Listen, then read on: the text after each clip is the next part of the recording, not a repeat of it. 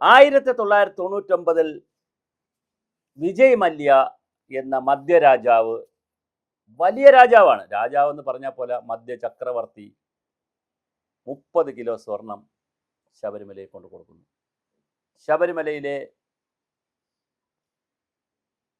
കട്ടളപ്പാളിയും വാതിൽപ്പാളിയും അതുപോലെ കൊടിമരവും പാജി വാഹനവും അങ്ങനെ വിവിധ സംവിധാനങ്ങളൊക്കെ സ്വർണം പൂശുന്നതിനാണ് ഈ സ്വർണം കൊണ്ട് കൊടുക്കുന്നത്. എന്നാൽ ഈ സ്വർണം പൂശിയതിൽ വലിയ തരികിട നടത്തിയിട്ടുണ്ട് എന്നാണ് മനസ്സിലാക്കുന്നത്. 2019 ഈ സ്വർണത്തിൽ പൂശിയിരിക്കുന്നതിൽ കുഴപ്പമുണ്ടെന്ന് പറഞ്ഞ് അവിടെ നിന്ന് ഉണ്ണികൃഷ്ണൻ എന്ന് പറയുന്ന വെറും കയ്യാളായി, കൊത്തൻ പോലുമല്ല, മെയിൻ മേശിരി പോലും അല്ലാത്ത കയ്യാളായി നിന്ന ഉണ്ണികൃഷ്ണൻ പോറ്റിയുടെ കയ്യിൽ കൊടുത്തുവിടുന്നു. അതിന് അന്നത്തെ ദേവസ്വം ബോർഡിൻ്റെ പ്രസിഡന്റുമാരായിട്ടുള്ള എൻ വാസുവും പിന്നെ വന്ന പത്മകുമാറും അന്നത്തെ ദേവസ്വം ബോർഡ് അംഗങ്ങളുമൊക്കെ, വിജയകുമാർ അടക്കമുള്ള ദേവസ്വം ബോർഡ് അംഗങ്ങളൊക്കെ കൂട്ടുനിൽക്കുന്നു, ലക്ഷങ്ങൾ ഉണ്ടാക്കുന്നു. അന്നത്തെ ദേവസ്വം ബോർഡ് മന്ത്രി കടകംപള്ളി സുരേന്ദ്രൻ എല്ലാ കഥയും അറിഞ്ഞുകൊണ്ട് ആവശ്യമായ പൊട്ടിന് തേങ്ങയിടും പോലെ ആവശ്യമായ സപ്പോർട്ട് കൊടുക്കുന്നു. ഉണ്ണികൃഷ്ണൻ പോറ്റിയുടെ വീട്ടിൽ പോകുന്നു, മറന്നുപോയെന്ന് പറയുന്നു. പിന്നെ അവസാനം അച്ഛൻ്റെ പരിപാടി, ഉണ്ണികൃഷ്ണൻ പോറ്റിയുടെ അച്ഛൻ്റെ പരിപാടിക്കാണ് പോയെന്ന് പറയുന്നു, ചടങ്ങിന് പോയെന്ന് പറയുന്നു. ഒരുപാട് കള്ളങ്ങളും നുണകളുമൊക്കെയാണ് പ്രചരിപ്പിച്ചത്. എന്തായാലും 2025 ദേവസ്വം കമ്മീഷണർക്ക്, സ്പെഷ്യൽ കമ്മീഷണർക്ക് ഒരു റിപ്പോർട്ട് തയ്യാറാക്കിയപ്പോൾ അയാൾക്കൊരു സംശയം തോന്നി അദ്ദേഹത്തിന്. അദ്ദേഹം അതുകൊണ്ട് ആ സംശയമുള്ള റിപ്പോർട്ട് ഹൈക്കോടതിയുടെ ദേവസ്വം ബെഞ്ചിന് കൊടുത്തു. അവിടെ ഇരുന്ന 2 ജഡ്ജിമാർ പറഞ്ഞു, ഇത് കൊള്ളയാണല്ലോ, അങ്ങനെയാണെങ്കിൽ ഇത് അന്വേഷിക്കണം. അങ്ങനെ 2025 ജനുവരിയിൽ അന്വേഷണം ആരംഭിച്ചു. SITയെ ചുമതലപ്പെടുത്തി സ്പെഷ്യൽ ഇൻവെസ്റ്റിഗേഷൻ ടീം. സർക്കാർ പ്രതിയായി നിൽക്കുന്നത് കൊണ്ട് സർക്കാർ വേണ്ട എന്ന് പറഞ്ഞിട്ടാണ് SITയെ വച്ചതും വെങ്കടേഷ് IPS എന്ന് പറയുന്ന വ്യക്തിയെ അതിൻ്റെ ചുമതല കൊടുത്തതും. അങ്ങനെ വെങ്കടേഷ് IPSൻ്റെ നേതൃത്വത്തിൽ അന്വേഷണം നടത്തി വരികയാണ്. ഈ അന്വേഷണ കാലയളവിനിടയിൽ ദേവസ്വം ബോർഡ് മെമ്പറും പ്രസിഡന്റും കമ്മീഷണറും ഒക്കെ ആയിരുന്നു എൻ വാസുവിനെ അറസ്റ്റ് ചെയ്തു. ദേവസ്വം ബോർഡ് പ്രസിഡന്റായിരുന്ന പത്മകുമാറിനെ അറസ്റ്റ് ചെയ്തു. ദേവസ്വം ബോർഡ് മെമ്പറായിരുന്ന വിജയകുമാറിനെ അറസ്റ്റ് ചെയ്തു.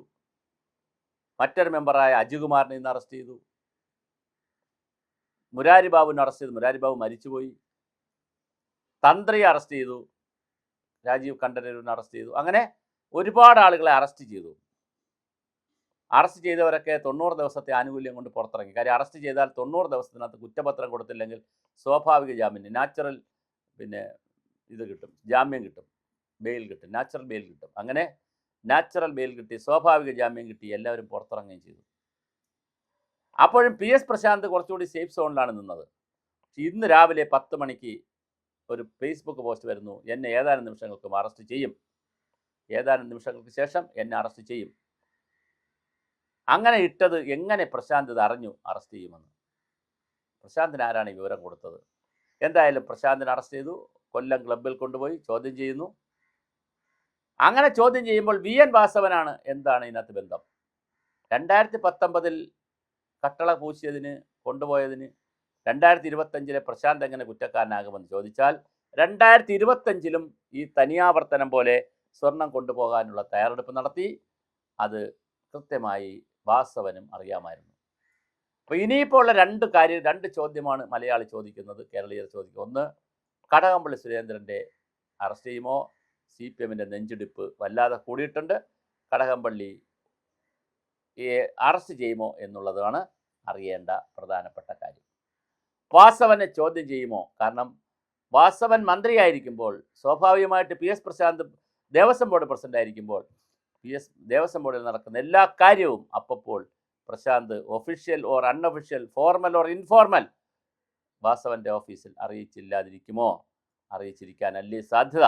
അപ്പോൾ വളരെ പ്രധാനപ്പെട്ട ഒരു തീരുമാനം ശബരിമലയിൽ എടുക്കുമ്പോൾ, അതായത് വാജി വാഹനവും ഈ പറയുന്ന കട്ടളയും പടിയും ഒക്കെ പൂശാൻ എന്ന് പറഞ്ഞ് പുറത്തു കൊടുത്തയക്കാനുള്ള ഒരു തീരുമാനമെടുക്കുമ്പോൾ തീർച്ചയായിട്ടും മന്ത്രിയുടെ ഒരു അനുവാദം എടുക്കാതിരിക്കുമോ? അങ്ങനെയാണെങ്കിൽ മന്ത്രിക്ക് ഈ വിഷയം അറിയാതിരിക്കാൻ എന്താണ് സാധ്യത? വളരെ വലിയ ചോദ്യങ്ങളാണ്. അറിയാമെങ്കിൽ എന്തിന് മന്ത്രി അനുവാദം കൊടുത്തു? കടകംപള്ളി സുരേന്ദ്രൻ്റെ മൗനാനുവാദം പോലെ വാസവൻ്റെ മൗനാനുവാദമുണ്ടോ ഇതിൽ എന്നറിയാൻ വാസവനെ ചോദ്യം ചെയ്തേ കഴിയൂ. അപ്പോൾ തീർച്ചയായിട്ടും വളരെ വലിയ ഒരു കുറ്റാന്വേഷണമാണ് നടക്കുന്നത്. അതിനിടയിലാണ് മുരളീധരൻ ഒരു അഭിപ്രായം പറഞ്ഞിട്ടുണ്ട്. ദേവസ്വം മന്ത്രി, ഇപ്പോഴത്തെ മന്ത്രി പറഞ്ഞു, ഇത് തൃപ്തികരമല്ല, ഈ അന്വേഷണം തൃപ്തികരമല്ല, ഒച്ചിഴയും പോലെ എഴിയുകയാണ്.